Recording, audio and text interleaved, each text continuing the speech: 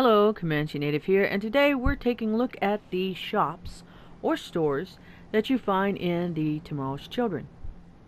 The apparel shop where you can buy all types of clothing.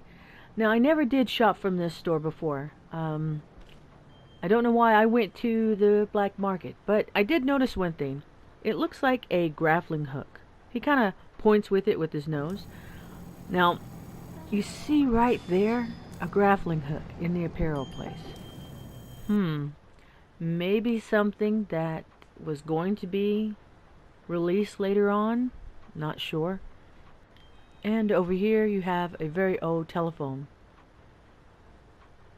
Or maybe it could be a futuristic telephone because there's no rotary dial on there. I don't know. I wanted to do this video to document the items that were in this game. And I don't know if the grappling hook was in the beta or not. I didn't look at that many beta videos, so anyone's guess. But I do have to say a lot of detail went into making these items in the game. I think sometimes it's unappreciated because we get caught up in trying to level and we don't take time sometimes. Now just sometimes we don't take time to take a look at the environment that we're in and realize, wow, there's a lot of detail in just the littlest tiny things. Now, the electronic store, I would always go here for jetpacks all the time. I did notice this thing right here on the shelf. It's like a monitor. Now, again, it looks like maybe something to detect because there is like a little antenna to the side there, and then you have the dials. Maybe this was supposed to help us find the items we were digging for. I don't know. It just looks like a radar type of effect. So, and then I like the moths by the light. I thought that was kind of cool. Now this right here, this list, I can't get a good shot of it. I tried different angles. I even zoomed in, and you can't really see what is on the list. So here's another shot. You're gonna have to like tilt your head the other way, but it gets blurry when you zoom in. So if anyone was able to find out what was on that list, you know, leave it in the comments maybe. Now each shop has different posters on their side. The Union shop, that's a must. You have to have this in order for you to get the tools to dig with.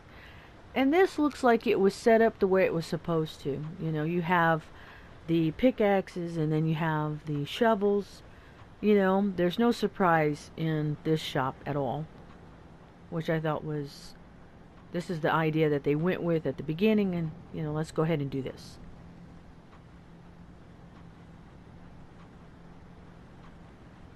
I think that each shop and the little tiny small niches it has, like it's a little beat up, I like that in the game. I like to show kind of like a wear and tear environment, just to give that little hint of it's been around, you know.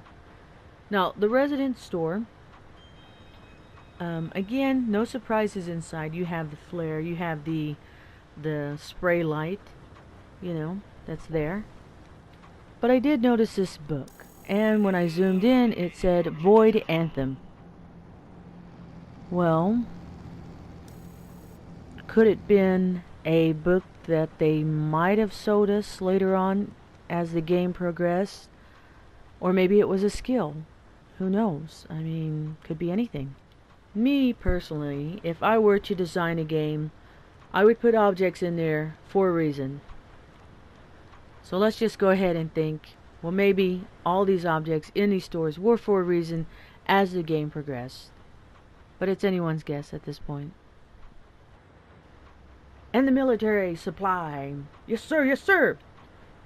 Get down, give me 20. Now this is, again, exactly the way it is set up. You have the shotgun, You have the rocket launcher, the director right there on the shelf. But take a look at this. Look at the details in the face. And then I noticed he doesn't have any shoes on. So that was kind of cool.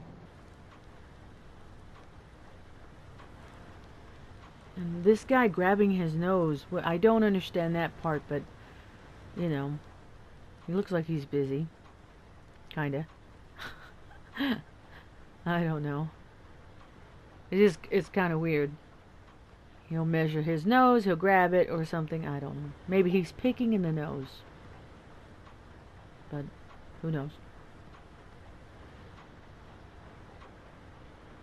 And they do have an extra union shop. Now, I do know if you have multiple shops, that's a good thing, because one store may be out of something, but the other store might not be. So when you're making, these shops, it's good to make a market of them.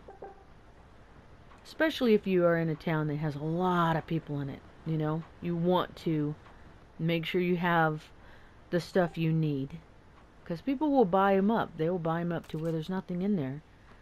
Now, the apparel shop, these are the outfits that you can buy. I never purchased any of them, even though I had the money to do it. All my stuff went right into buying the tools because I was out excavating, so electronics, my favorite. This is #1 top on my list because of the jetpacks. And these are the items that you can buy. You do need license for some of them to open up. The apparel, everything's open.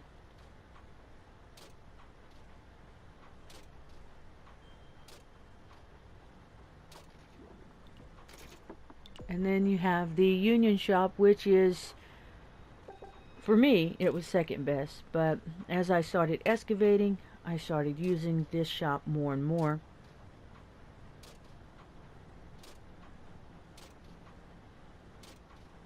You have your chainsaws, your light, your spray light, your tents, resin store, drop ladders. That's what I use mostly. Parasols, definitely, especially for the dolls. Now, as for these, besides the paint cans, these stamps, I don't quite understand what they're for. Maybe they do something, I don't know. I never bought that many of them. So, and when I used them, I didn't see any difference. The military supply for those who like to kill monsters. You have everything there, shotgun, your rocket launchers. Binoculars is what I always use. And then, of course, the flares. But these are the shops that you can find in the Tomorrow's Children. And I hope that helps for people who might be interested in knowing what used to be here. But this is ComancheNative, and I will see you next time.